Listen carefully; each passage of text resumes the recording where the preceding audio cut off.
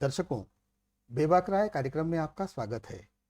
आज हमारे साथ अपनी बेबाक राय रखने के लिए नगर पालिका नगर पंचायत मजदूर संघ के जिला महामंत्री ओम हरिओम कुशवाहा जी मौजूद है।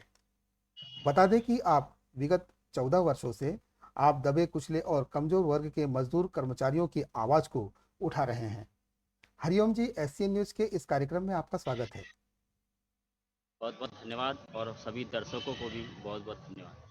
जी जी। हम आपसे ये जानना चाहते हैं कि आपके द्वारा कर्मचारियों की मांगों को लेकर विगत दिनों ज्ञापन सौंपा गया था। क्या मांगे थी आपकी? इसमें हमारी सबसे प्रमुख मांग थी कि 2007 से वर्तमान तक जी पूरे प्रदेश के नगर पालिकाओं में जिले सहित जी जो दैनिक वेतनभोगी कर्मचारी काम कर रहे हैं उन जी कर्मचारियों का नियमितीकरण। जी जैसे दैनिक वेतनभोगी कर्मचारी हमारे जो हैं कलेक्टर दर पे आज काम करते हैं जी और आज ऐसे महंगाई के दौर में 7,000 8,000 रुपये महीने में अपने घर का परिवार का भरण पोषण हमारे कर्मचारी बहुत ही मुश्किल से कर पाते हैं। जी जी तो हमारा जो उस दिन का ज्ञापन था वो दो बिंदु को लेके था। पहला बिंदु था कि 7 से 16 तक के कर्मचारियों का नियमितीकरण जी और पूर्व में जिन कर्मचारी को विनियमित किया गया था उन जी। कर्मचारियों का भी नियमितीकरण। अच्छा। ऐसे दो प्रमुख मांगों को लेके जी माननीय कलेक्टर महोदय को हम ज्ञापन दिए। जी और जी इसके पहले पुरानी सरकार में भी हमने लंबे समय तक ज्ञापन दिया। हमने 2 बार 3 बार नगर पालिका का काम भी बंद करने का प्रयास किया, जिला स्तर पे भी ज्ञापन दिए, प्रदेश में भी आंदोलन हुआ। जी पर सरकार से आखिरी समय तक हमें आश्वासन मिलते रहा कि बस आदेश होने वाला है, शीघ्र भी नियमितीकरण का लाभ मिलेगा, परंतु ऐसा कुछ हो नहीं पाया। अब नई सरकार के गठन के बाद से हमने ये प्रक्रिया फिर से प्रारंभ की है। एक दिन हमने समस्त जिले के सभी नगर पालिकाओं में नगर पालिका अधिकारी को ज्ञापन दिया।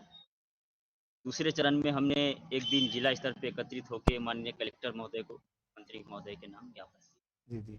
चूंकि आपका संगठन जो है भारतीय मजदूर संघ, यानी कि जो हमारे भारत का सबसे बड़ा मजदूरों का संगठन है, उससे मान्यता प्राप्त है, तो इस संगठन का आपको किस तरीके से कर्मचारियों को लाभ मिल पाएगा?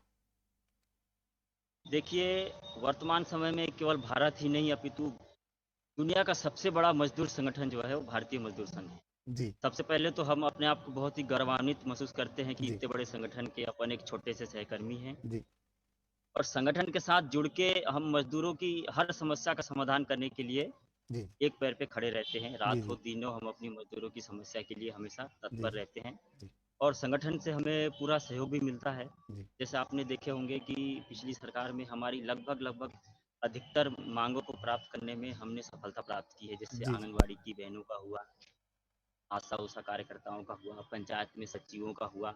ऐसे कई मांगे जो है हमने पूरी कराई भी है, परंतु कुछ मांगे जो है वो नहीं हो पाई। जी तो अब आने वाली सरकार से हमें पूर्ण उम्मीद और विश्वास है कि जो काम छूटा था पिछली सरकार में, जी उस काम को पहली प्राथमिकता से जो है जी सरकार सुने जी और हमारे ये दैनिक वेतनभोगी कर्मचारियों को जो है नियमितीकरण का लाभ शीघ्र से शीघ्र मिले। जी जी। जैसा कि हमें याद है कि आप भारतीय मजदूर संघ से जिला सह मंत्री भी हैं आप, तो जी ऐसे जी में कर्मचारियों की अपेक्षा आपसे बहुत ज़्यादा है। तो आगामी समय जी जी में जी। अब इनकी जो लड़ाई है वो किस तरह से आप जनता की लड़ाई मजदूरों की जो लड़ाई है, कर्मचारियों की जो लड़ाई है, वो सरकार तक किस तरीके से अपनी आवाज़ को पहुंचाएंगे?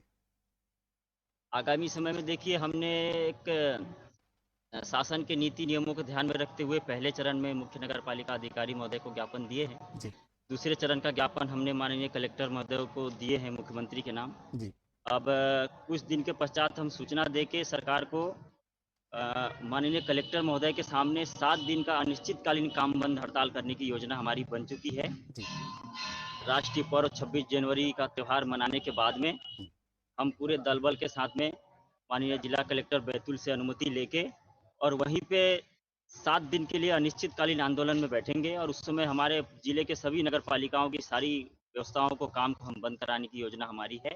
जी 7 दिन तो हम प्रदर्शन जिला स्तर पे करेंगे। अगर उसके बाद भी सरकार हमारी मांगों को नहीं मानती है तो फिर अगला चरण हमारा अनिश्चितकालीन काम बंद हड़ताल का होगा। अच्छा अच्छा। मैं बीच में जी आपसे माफ़ी चाहूँगा कि ये जो विनियमितीकरण की जो मांग है आपकी, तो काफ़ी लंबी है आपकी, और मुझे जी। लगता है कि आप काफ़ी काफ़ी समय से इसको सरकार को अवगत करा रहे हैं, तो इसमें कहाँ पेच है?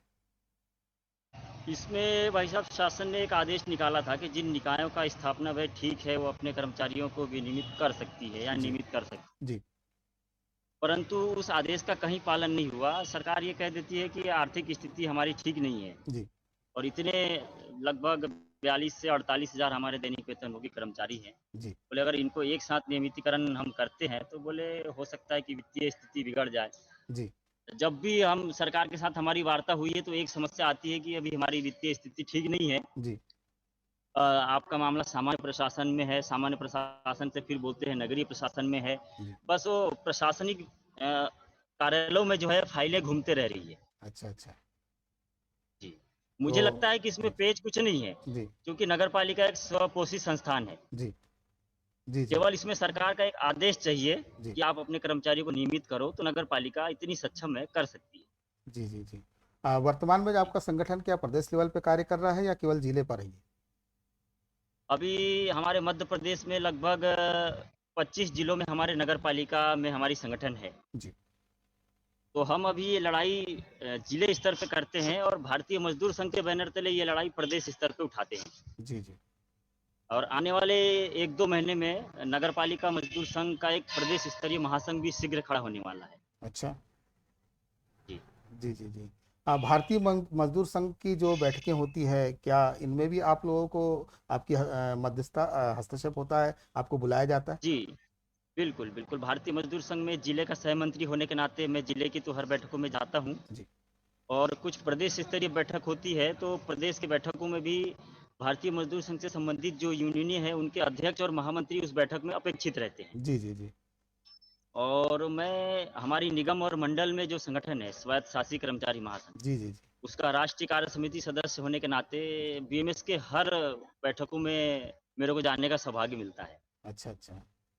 चलिए ये तो जी, बहुत अभी आगामी अच्छी बात है। जी, 16, 17, 18 फरवरी को हमारे प्रदेश का त्रिवार्षिक अधिवेशन उज्जैन में होने वाला है जी, और इस बैठक में हमारे प्रदेश के माननीय मुख्यमंत्री डॉक्टर मोहन यादव उद्घाटन सत्र में उस बैठक में रहने वाले हैं। जी, जी।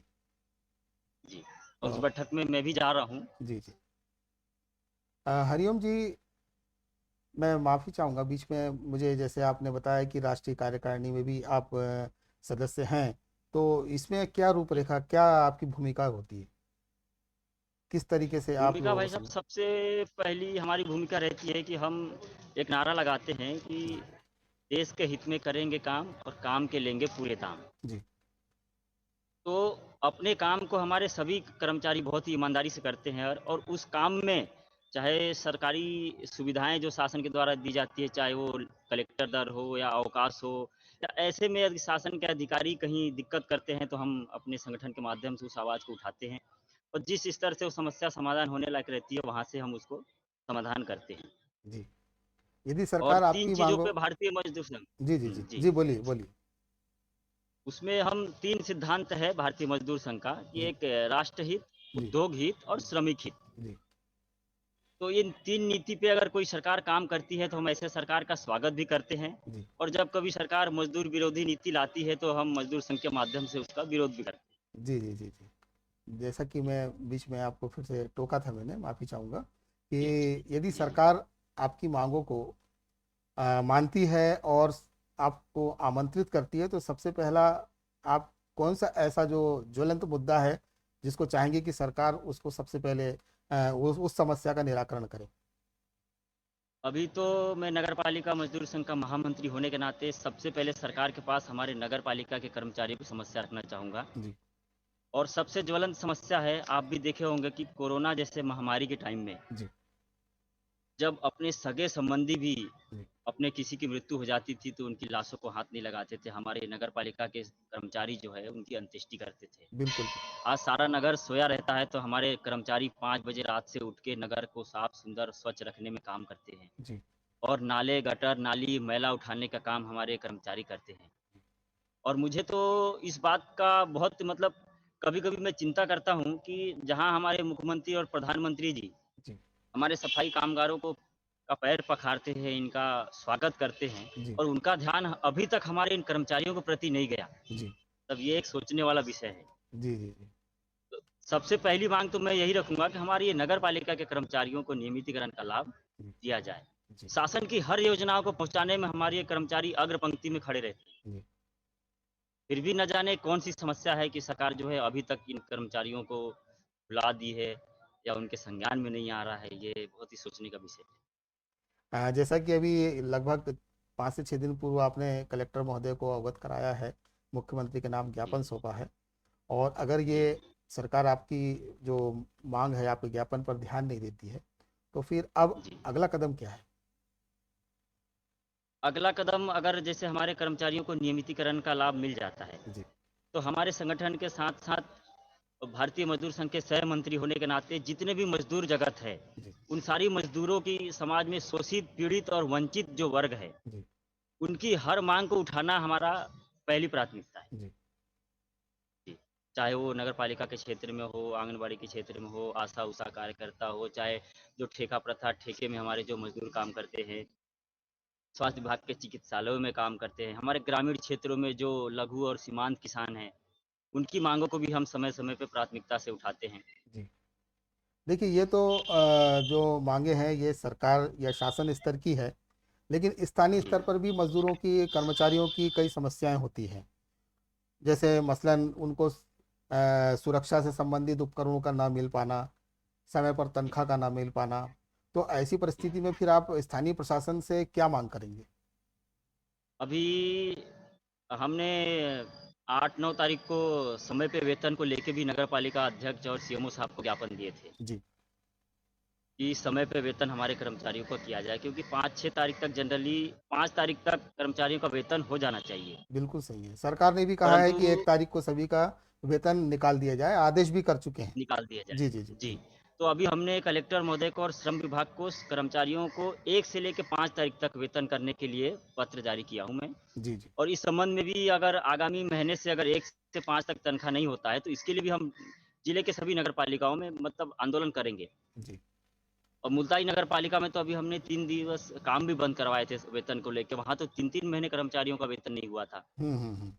और तो जिसका नगर पालिका के परिणति ये अधिकारी रही कि अभी वहाँ पे वेतन हो चुका है वहाँ पे, कुछ दिन पहले ही। वेतन वहाँ पे हो चुका है, जी, जी, जी। जी, जी, और एक दूसरी समस्या स्थानीय रहती है कि जो कलेक्टर कार्यालय से श्रम विभाग के द्वारा 6-6 महीने में कलेक्टर दर में वृद्धि होती है, जी, 200-250 रुपए मासिक वेतन में। जी, तो कई विभाग ऐसे होते हैं कि वो नवंबर और अप्रैल माह में जो है कलेक्टर दर में वृद्धि होती है। जी, परंतु कलेक्टर दर से आदेश तो जारी हो जाता है विभागों को, लेकिन विभाग उसको ज़मीनी स्तर पे 5-5 महीने तक लागू नहीं करते हैं। जी, अगला वेतन दर जब तक आ जाता है कलेक्टर साहब का। जी, तो इसके लिए मैंने श्रम विभाग को पत्र लिख के जिला श्रम पदाधिकारी से ये माँग किया कि अगर कोई विभाग पहली चीज़ तो जैसे ही श्रम की दरें जो है जिन विभागों में आती है, उसे तत्काल अगले महीने से लागू कर दिया जाए। अगर किसी प्रशासनिक कारणों से वो रेट को लागू करने में 1 आध महीने की देरी होती है, तो आगामी महीने में एरियर्स के साथ उसका भुगतान किया जाए। बिल्कुल स क्योंकि ये मज़दूर का पैसा है, जी, श्रमिक का पैसा है, पूरा श्रमिक का पैसा श्रमिक को मिलना चाहिए। बिल्कुल, बिल्कुल, सही बात है। और मुल्ताई नगर पालिका में हमारी समस्या आई थी, वहाँ कर्मचारियों से साहब 12-12 घंटे काम करवाते हैं कई बार।